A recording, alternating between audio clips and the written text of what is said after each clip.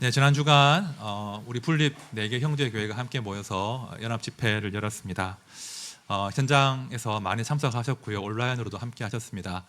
특별히 수요일 날은 저희 성도님들 하나드림교회에서 찬양, 악기 연주, 주차 안내, 예배 안내, 각종 봉사를 다 해주셨거든요. 얼마나 감사했는지 모릅니다. 고슴도치가 원래 자기 자식이 예쁘다고 하는데 우리 교회가 제일 잘하신 것 같아요. 네, 아마 다른 목사님도 그렇게 말씀하실 거예요. 괜찮습니다. 너무나 감사드립니다. 그리고 이제 그 모든 집회 영상들은 또 유튜브에 올라가 있는데 혹시 참여 못하신 분들은 이번 주간에 같이 보시면서 또 그 주간에 또 말씀과 또 예배의 감격을 누리시면 참 좋겠습니다. 분립 교회들이 각각 지역에서 또 나름 애를 쓰고 있지만 한 교회의 힘으로는 안 되는 것들이 있거든요. 그래서 우리가 한 교회가 아니라 교회의 숲을 이루어서 좀 건강한 교회의 생태계를 만들어 보자, 그런 대화들을 많이 하고 있는데, 이번을 계기로 해서 또 4개 교회와 또 29개 교회가 정말 교회가 소망이 되어야 하지 않습니까? 그런 소망이 될 수 있도록 잘 연대할 수 있도록 또 기도해 주시고, 또 그런 연합의 교회가 있을 때 함께 동참해 주시면 감사하겠습니다. 집회 기간 내내 사실 그 베드로 사도의 이름이 많이 언급됐습니다. 그렇죠? 약속이나 한 듯이 그 목사님들이 주일 설교든 주중 설교든 베드로가 예수님 배신한 이야기를 다 하셨더라고요. 아마 그 전국의 혹은 전 세계의 많은 교회들에서 고난 주간만 되면 베드로가 제일 많이 소환되지 않겠습니까? 그 나쁜 놈이었다고 3번 부인했다고. 그래서 고난 주간 즈음이 되면 아마 베드로 사도께서 천국에서 굉장히 귀가 가려우실 것 같아요.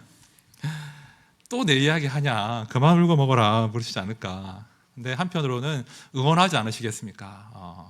나 하나도 기분 나쁘지 않아, 괜찮아, 너희도 나처럼 부인하고 배신할 수 있을 것인데 또 나처럼 다시 예수님 만나서 제자로 살아가면 돼. 그런 응원들을 하지 않으셨을까 한번 상상을 해봅니다. 오늘 저는요, 한 번 더 사도 베드로 이야기를 하려고 합니다. 그런데 우리 베드로 사도님의 체면을 생각해서 오늘은 좀 좋은 이야기를 하려고 합니다. 그렇죠? 나중에 제가 베드로 사도님 만날 텐데, 그죠? 자꾸 나쁜 이야기만 하면 안 되잖아요. 오늘은 좋은 이야기 해보려고 합니다. 사실은 제가 좋은 이야기 한다고 되는 건 아니죠. 예수님께서 베드로를 찾아오신 이야기입니다. 베드로를 찾아오셔서 다시 그를 당신의 제자로 부르시는 거예요. 그를 용서하시고 그에게 변함없는 사랑을 보여주십니다. 그러니까 베드로 사도가 다시 일어나서 사도의 사명을 충성스럽게 감당하는 거예요. 우리 인생이 왜 소망이 있는가? 우리 인생이 왜 결국은 긍정할 수밖에 없는가? 예수께서 당신의 사람들을 끝까지 사랑하시고 책임지시기 때문이에요. 그렇죠? 그리스도의 사랑이 우리를 강권하시는도다. 그리스도의 사랑이 우리를 휘어잡습니다. 그렇죠? 그 사랑이 우리를 휘어잡으신단 말입니다. 그 사랑이 우리를 마침내, 그렇죠? 예수의 제자로, 사람으로 빚어가는 것입니다. 오늘 저는요, 오늘 요한복음 말씀을 통해서 사도 베드로가 만났던 그 부활하신 예수 그리스도를 우리도 만날 수 있으면 얼마나 좋을까, 그런 기대로 말씀을 준비했습니다. 우리가 예수님과의 만남이 필요해요. 그 만남이 이루어져야 우리가 예수의 부활에 대해서 이야기하는 사람, 혹은 예수의 부활에 대해서 논쟁하는 사람이 아니라 실제로 그 부활의 능력을 체험하고 부활의 증인으로 살아낼 수 있는 겁니다. 우리가 이왕 예수 그리스도를 믿는데 예수에 대해서 말하는 사람이 아니라 지금 여기서 예수를 누리는 사람이 돼야죠. 지금 여기서 부활하신 예수님과 동행하는 사람이 돼야죠.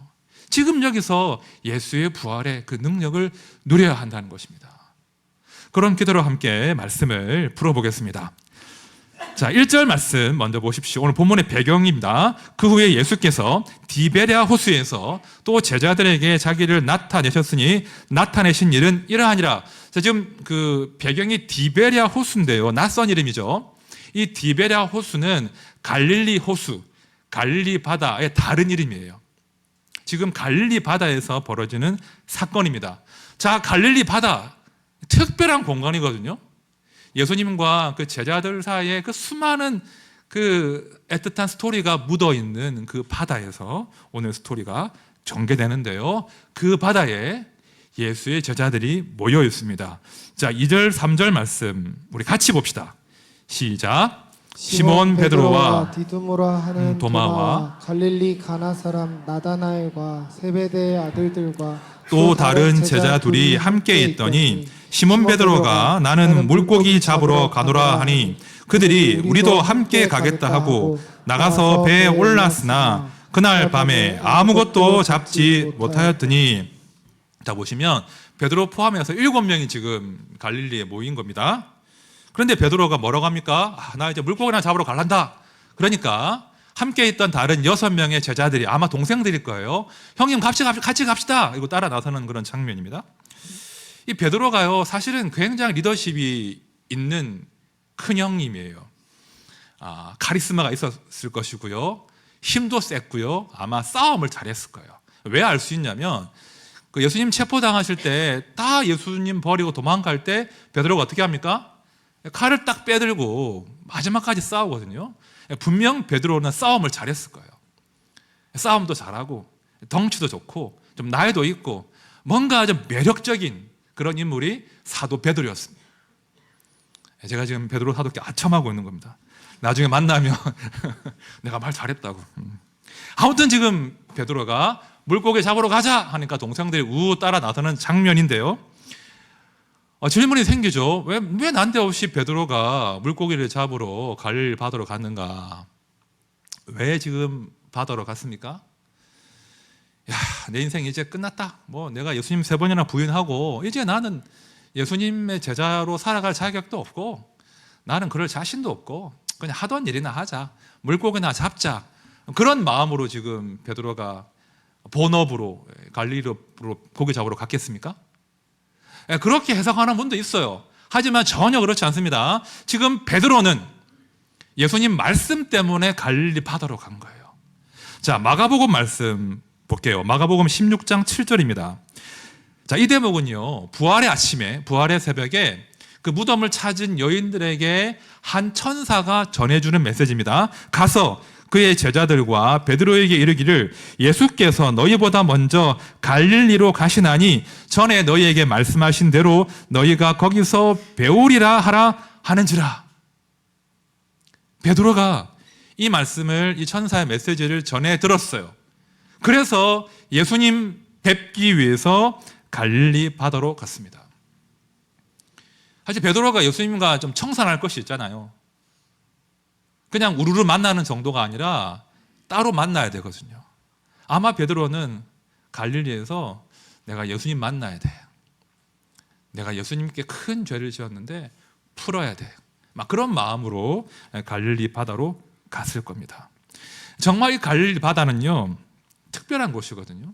베드로에게 또 예수님에게.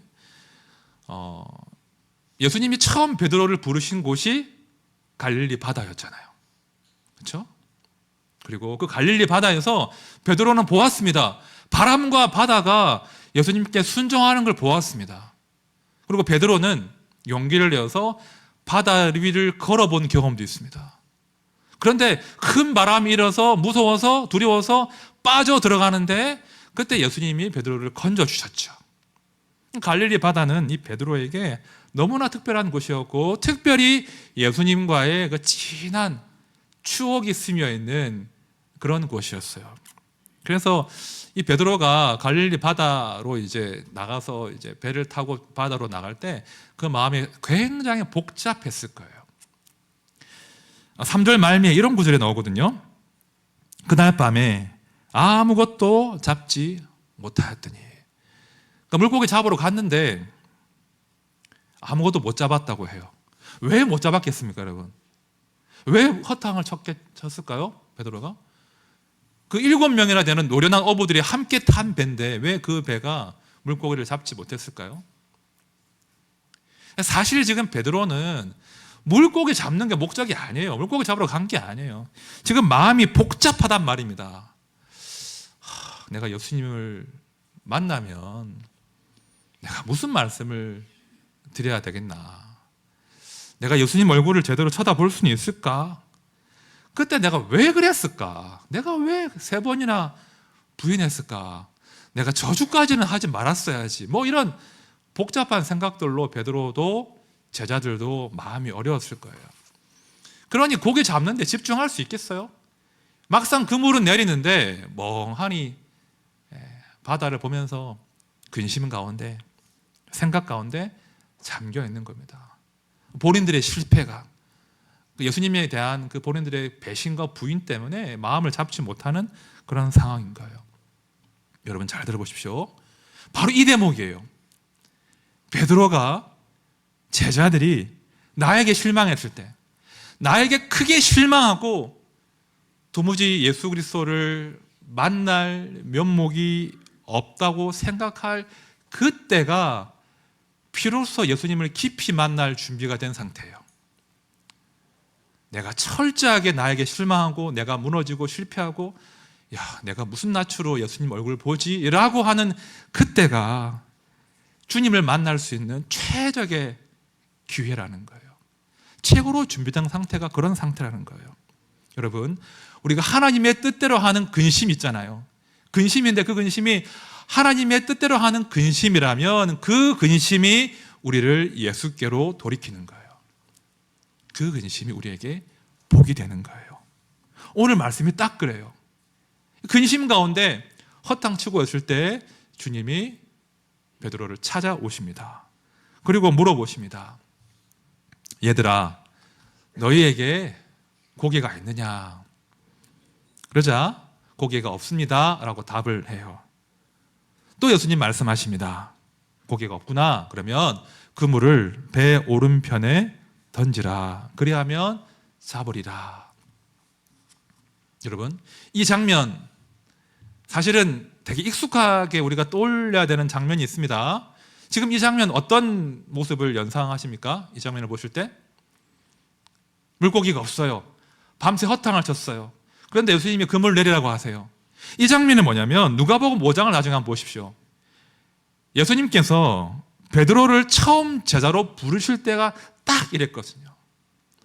밤을 새워서 조업을 했는데 허탕쳤습니다. 그런데 예수님께서 깊은 데로 가서 그물을 내리라 명령하십니다. 그래서 고기를 잡거든요. 지금 예수님께서는요, 베드로를 처음 부르실 때의 그 장면을 재현하시는 거예요. 베드로를 처음 당신의 제자로 부르신 그 예수 그리스도께서 다시 베드로를 당신의 제자로 두 번째 불러내시기 위해서 똑같은 장면을 지금 만들어 가시는 거예요. 이게 은혜입니다, 여러분. 분명 그 부르심은 실패했어요. 베드로는 실패했는데 예수님은 다시 두 번째 부르심으로 베드로를 찾아와요. 심지어 예수를 부인하고 저주까지 하던 그 베드로를 다시 부르신단 말입니다. 이것이 그리스도의 사랑이에요. 말씀을 들어보십시오. 하나님의 은사와 부르심에는 후회하심이 없느니라. 이 후회하심이 없다는 말은 철회되지 않는다는 거예요. 하나님의 그 부르심은 결코 꺾이지 않아요. 사람은 실패할지언정 다시 기어이 하나님은 그 부르심을 완수하기 위해서 지금 베드로를 찾아오시는 겁니다. 자, 그러자 이 제자들의 눈이 열립니다. 자, 7절 말씀 우리 다 같이 봅시다. 시작. 예수께서 사랑하시는 그 제자가 베드로에게 이르되 주님이시라 하니 시몬 베드로가 벗고 있다가 주님이라 하는 말을 듣고 겉옷을 두른 후에 바다로 뛰어내리더라. 자, 요한복음에 나오는 예수께서 사랑하시는 그 제자는 요한복음을 기록한 사도 요한입니다. 근데 그 사도 요한이 이렇게 보니까 바닷가에 서 계신 분이 예수님인 거예요. 그래서 그 사실을 가장 먼저 누구한테 알려주죠? 베드로에게. 왜 베드로에게 알려줄까요? 일단 큰형님이시니까. 그 다음에 베드로하고 예수님이 풀어야 될 게 있잖아요. 그러니까 요한이 형님, 주님 오셨다고 빨리 가보라고, 그런 장면입니다. 자, 그러자 베드로가 어떻게 합니까? 숨어버립니다. 맞습니까? 숨지 않아요. 요한이 베드로에게 주님 오셨다고 할 때는 형님 큰일 났다고, 어떻게 할 거냐고, 그런 뉘앙스가 담긴 건데 베드로는 숨지 않아요. 오히려 바다에 뛰어듭니다. 왜요? 빨리 만나기 위해서. 이게 이 베드로의, 참 베드로 사도의 이 장점이에요. 매력이에요. 사실 면목이 없지 않습니까? 내가 주님 만나면 할 말도 없지 않습니까? 그런데 베드로는 아는 거예요. 아무튼 나는 할 말이 없지만 예수님을 만나야 문제가 해결됨을 안다는 거예요. 내가 혼이라도 나야 좀 마음이 편하겠다. 내가 피하지 않겠다 하면서 바다로 뛰어들어서 이 거리가 한 90m 좀 되는데요. 그 90m를 바다 수영해가지고 지금 예수님께 가는 겁니다. 자, 그렇게 수영을 해서 베드로가 예수님께 가서 육지에 탁 올라가니까 성난 예수님이 딱 서 계십니다. 맞습니까? 아니에요. 너 이 자식 왜 그랬어? 라고 하시는 예수님이 서 계신 것이 아니라 아무 말도 안 하시고 숯불이 딱 이렇게 펴져 있는 겁니다. 하필 숯불이에요. 그 불가에서 베드로가 예수님 3번 부인했는데 하필 숯불을 펴놓으시고 그 숯불 위에 생선을 구우시고 떡도 준비하시고 그리고는 하시는 말씀이 밥 먹자 그러시는 거예요. 자, 12절 13절 말씀 제가 볼게요. 예수께서 이르시되 와서 조반을 먹으라 하시니 제자들이 주님이신 줄 아는 고로 당신이 누구냐 감히 묻는 자가 없더라. 예수께서 가셔서 떡을 가져다가 그들에게 주시고 생선도 그와 같이 하시니라. 예수님이 밥 먹자고 하십니다. 베드로가 이 밥이 넘어갔겠습니까? 사람이면 밥 못 먹죠. 베드로가 이 밥이 안 넘어갔을 거예요. 하필 숯불 옆에서, 불 옆에서 주님 떡 안에 앉아 계신데 밥 먹자, 떡도 먹어라, 생선 먹어라 하시는데 이 베드로가 넘어갔겠습니까? 먹는 둥 마는 둥 하고 아마 그 어려운 그 식사를 했을 거예요. 그렇게 식사를 마치고 예수님께서 이제 베드로를 따로 부르십니다. 아마 다른 제자들은 알아서 피했을 거예요. 야, 가자. 딴 데로 가버리고 이제 베드로와 예수님이 독대하십니다. 자, 그러자 주님께서 마침내 할 말을 하십니다. 너 왜 그랬어? 너 그때 왜 그랬어? 그렇게 하십니까? 그렇게 하지 않으신다는 거예요. 이게 참 놀랍습니다. 저 같으면 반드시 물어봤을 거예요. 정말 궁금하거든요. 너 그때 왜 그랬어? 무슨 심산이었어? 야, 저주까지는 좀 심하지 않냐? 그런데 주님이 그렇게 하지 않으세요. 어떻게 하십니까? 15절 우리 같이 봅시다. 시작. 그들이 조밥 먹은 후에 예수께서 시몬 베드로에게 이르시되 요한의 아들 시몬아 내가 이 사람들보다 나를 더 사랑하느냐 하시니 이르되 주님 그러하나이다. 내가 주님을 사랑하는 줄 주님께서 아시나이다. 이르시되 내 어린 양을 먹이라 하시고. 차라리 너 왜 그랬어? 라고 하시면 더 좋았을 것 같아요. 그런데 주님이 이렇게 물어보시는 거예요. 요한 아들 시몬아 네가 이 사람들보다 나를 더 사랑하느냐. 이게 무슨 질문이겠습니까, 여러분? 이게 어떻게 이 질문을 이해하십니까? 되게 익숙한 말씀이잖아요. 찬양으로도 만들어진 말씀인데 이 말씀 어떻게 이해하십니까? 지금 예수님께서 기어이 나를 배신한 그 베드로의 충성 고백을 받아내고야 말겠다 그런 질문이겠습니까? 너 답 잘해. 마지막 기회다. 답 잘하면 내가 봐줄게. 너 정말 나 사랑하는 거 맞아? 막 그런 질문이겠습니까? 그런 질문이 아니라는 거예요.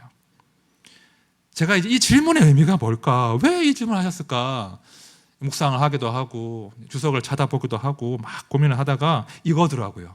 잘들 보세요. 이 질문의 의도가 담고 제가 새로 번역했습니다. 베드로야, 너는 여전히 네가 다른 제자들보다 나를 더 사랑한다고 생각하니? 이런 뜻인 거예요.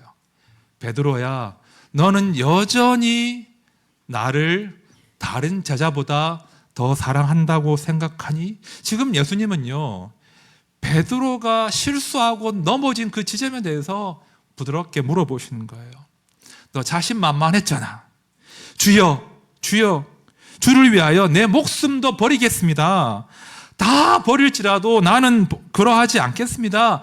버리지 않겠습니다. 라고 너 다짐했었는데, 너 끝까지 나를 지킬 거라고 다짐했었는데, 네 힘으로, 네 열정으로, 너의 검으로 나를 보호할 수 있다고, 사랑할 수 있다고 목숨을 걸었는데 그거 지금도 그러하니? 라고 지금 물어보시는 겁니다.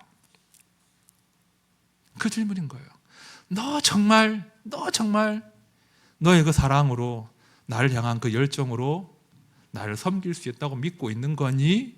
라는 질문이에요.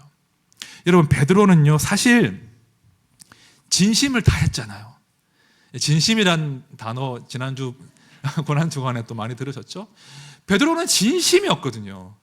베드로는 거짓말하는 스타일이 아니에요. 겉과 속이 다르지 않아요. 정말 베드로는 예수님을 사랑했어요. 그 열정이 대단했단 말입니다. 최선을 다해서 마지막까지 예수님을 따라다녔어요. 그런데 베드로는 실상 자신의 그 열정과 열심과 의지와 완력을 신뢰하는 거예요. 나는 무슨 일이 있더라도 예수를 사랑할 거야. 절대 예수를 배신하지 않아. 난 해낼 수 있어. 그 자신감이 베드로를 무너지게 한 거예요. 그러니까 실상 베드로는 하나님의 사랑보다, 하나님의 은혜보다 자신의 의지와 열정을 더 신뢰한 겁니다. 내 힘으로 할 수 있어. 주님 그거 지금 베드로에게 물어보시는 거예요. 너 여전히 네가 다른 제자들보다 더 낫다고 생각하니? 여전히 네 열정과 너의 사랑으로 나를 섬긴다고 생각하니? 이런 질문을 던지신 거죠. 베드로가 어떻게 답을 할 수 있겠습니까? 두 가지 답을 할 수 있죠. 첫 번째, 변명이에요. 변명. 주님, 제가 그래도 다른 제자들은 다 도망갔지만 그래도 마지막까지 그래도 제가 버틴 거 아닙니까? 제가 좀 낫지 않습니까? 제가 좀 그래도 할 만큼 했습니다 라고 자기 변명을 할 수도 있었어요. 그러나 베드로는 자기 변명하지 않습니다. 혹은 베드로가 자기 비하에 빠질 수 있죠. 주님, 제가 쓰레기입니다. 저 주님 사랑할 만한 자격도 없고요, 주님 제자가 될 자격도 없습니다. 저 쓰레기예요 라고 자기 비하에 빠질 수도 있어요. 그런데 베드로는 변명도 하지 않고 자기 비하에 갇히지도 않아요. 어떻게 답을 하죠? 내가 주님을 사랑하는 줄 주님께서 아십니다. 이거 기가 막힌 대답이에요. 이 대답이 말입니다. 주님, 제가 주님을 사랑합니다. 그런 대답을 지금 베드로가 한 게 아닙니다.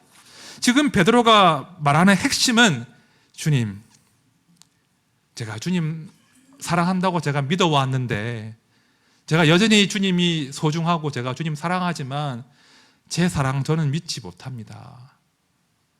제 사랑은 너무나 부족하고 너무나 흠이 많고 너무나 교만하고 너무나 때가 묻어 있지만 이 부족한 사랑이라도 주님 아시지 않습니까? 받아주신다면 제가 사랑하겠습니다. 이런 고백을 지금 베드로가 하고 있는 거예요.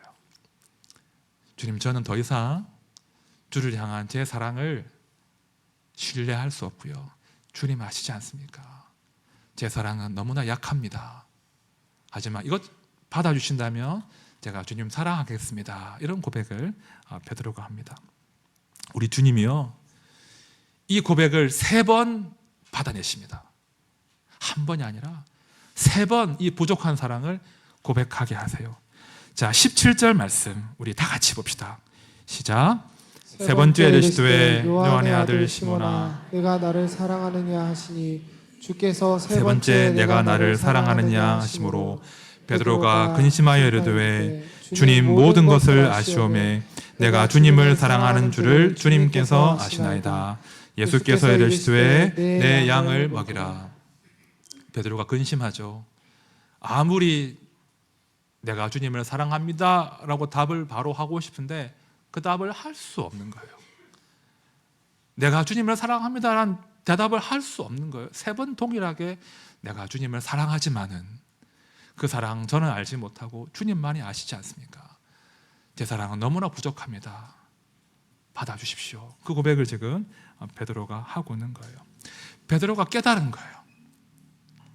내가 주님을 사랑한 것이 아니라, 혹은 내가 주님을 사랑해서 뭔가 이루어지는 것이 아니라 주께서 나를 사랑하심으로 내가 여기에 서 있음을 베드로가 깨달은 거예요. 내가 주를 부인할지라도 주님이 나를 사랑하시기 때문에 내 이 흠 많고 부족하고 더러운 사랑도 주님이 받아주신다는 그런 마음으로 이 사랑을 지금 주님이 고백하는 겁니다. 베드로가, 여러분, 베드로가 지금 새로 태어나는 장면인 거예요. 부활하신 예수 그리스도와 함께 우리 베드로 사도께서 새롭게 태어나는 대목이에요. 첫 번째 부르심 때는 베드로가 자신감이 있었어요. 내 열정으로 응답했다면 이 두 번째 부르심은 자기 힘을 빼고 예수님의 사랑에 지금 기대고 있는 거예요. 주님, 제가 못한다는 거 아시죠? 주님 받아주시면 제가 감히 주님을 한번 사랑해 보겠습니다. 자, 그러자 주님께서 그 고백을 받으시고 어떻게 하십니까? 내 양을 먹이라 하십니다. 베드로가 힘이 잔뜩 들어가 있을 때는 실패했는데 힘을 빼고 주님의 사랑에 기대자 드디어 베드로에게 내 양을 치라, 내 양을 먹이라 부탁하신다는 거예요. 제가 짧은 목회 생활이지만 늘 반복되는 실패의 패턴들을 제가 이제 다 파악했어요. 늘 제가 넘어지는 지점, 넘어질 때 항상 반복되는 패턴이 뭐냐면 내 안에 있는 자신감이었어요. 하나님, 제가 그래도 준비되지 않았습니까?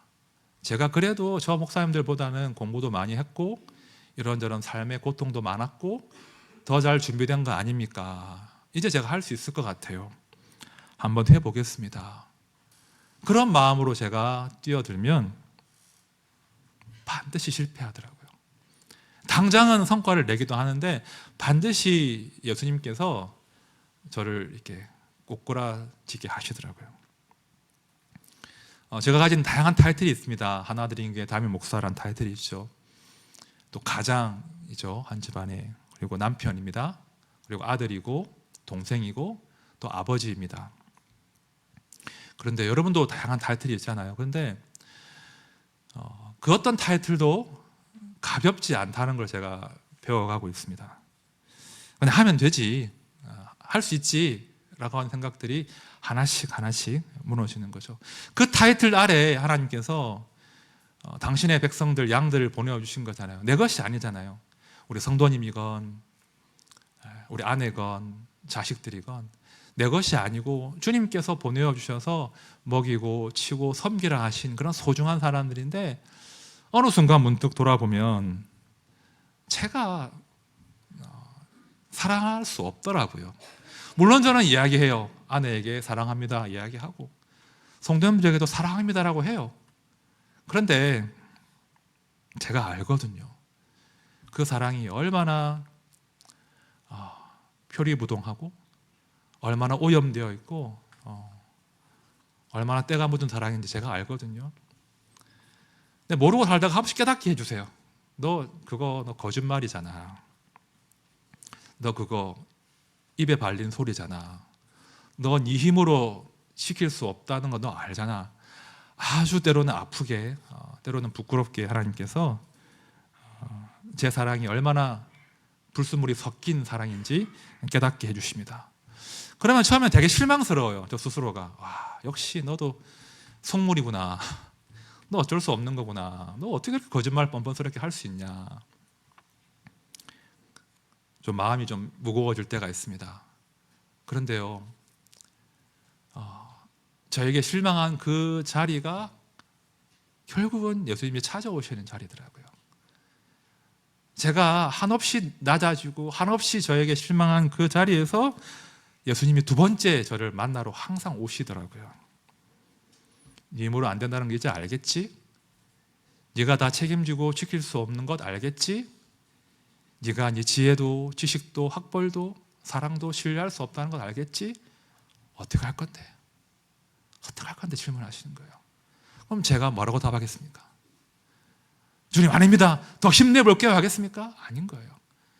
주님 제가 할 수 없다는 거 주님이 아시죠? 하지만 해내고 싶습니다. 제가 너무나 부족하지만 이 부족한 사랑이지만 사랑하고 살고 싶습니다. 해내고 싶습니다. 주님 도와주십시오. 이런 기도를 할 수밖에 없는 거예요. 여러분, 성도의 자유가 뭔지 아세요? 성도의 자유는 내가 작아지고 무너진 그 자리에서 예수 그리스도를 만나는 거예요. 내가 책임질 수 없다는 그 진실과 마주하는 거예요. 그래서 내가 다 해내야 한다는 그 강박에서 자유로워지는 거예요. 맞습니다, 주님. 저는 할 수 없습니다. 주님이 해주셔야 됩니다. 부족하지만 저를 좀 사용해 주십시오. 사랑하게 해 주십시오. 그것이 성도가 할 수 있는 최선의 고백인 것입니다. 이제 말씀을 정리할게요. 오늘 부활주일입니다. 부활주일 뭐 하는 날입니까? 계란 먹는 날입니까? 오늘 나가실 때 계란 있는데 받아가십시오. 부활주일 우리 뭐 계란 먹는 날입니까? 아니에요. 부활주일은 예수님 부활하신 날임과 동시에 우리가 다시 태어난 날이에요. 우리가 더 이상 내가 내 죄에 대해서, 내 삶에 대해서 책임지지 않고 주께서 책임지심을 선포하는 날인 거예요. 내가 예수의 부활과 함께 새로운 능력으로, 지혜로 태어나는 날이에요. 이 부활의 날에 우리는 예수님과 마주 앉아서 우리의 실패와 우리의 아픈 이름들을 다 날려버리고 이제 예수와 함께 새로운 능력으로 덧입는 날이 부활주일인 거예요. 그런데요, 이 부활주일은, 이 부활의 날은 매일매일 반복돼야 돼요. 부활주일만 그렇게 하시면 안 돼요. 매일매일 우리는 예수와 함께 앉아서 예수와 함께 조반을 먹고 나의 나약함과 내가 실패한 그 지점을 확인하고 멀리 던져버리고 다시 예수와 함께 힘내는 그 부활이 매일매일 아침마다 우리 삶 가운데 재현돼야 되는 거예요. 그렇게 할 때 우리는 비로소 부활의 증인으로 살아낼 수 있는 겁니다. 주님이 도와주신 거예요. 우리가 그런 기대함으로 또 일주일을 살아내시면 좋겠습니다. 주님, 제가 부활의 증인으로 매일매일 나는 죽고 내 안에 예수가 살아나시는 부활의 능력으로 살게 해주십시오. 그런 기대함으로 하루를 살아내시고 또 일주일을 살아내시고 평생을 넉넉하게 완주하시는 모두가 되시기를 진심으로 축원드립니다. 우리 찬양합시다. 주의 손에 나의 손을 보게고라는 찬양입니다. 우리는 매일매일 예수와 함께 나의 옛자를 벗어버리는 은혜를 누리셔야 돼요. 죽는 것이 되게 해방이에요. 내가 하는 것이 아니구나. 내 힘과 열정과 의지가 일을 이루는 것이 아니구나.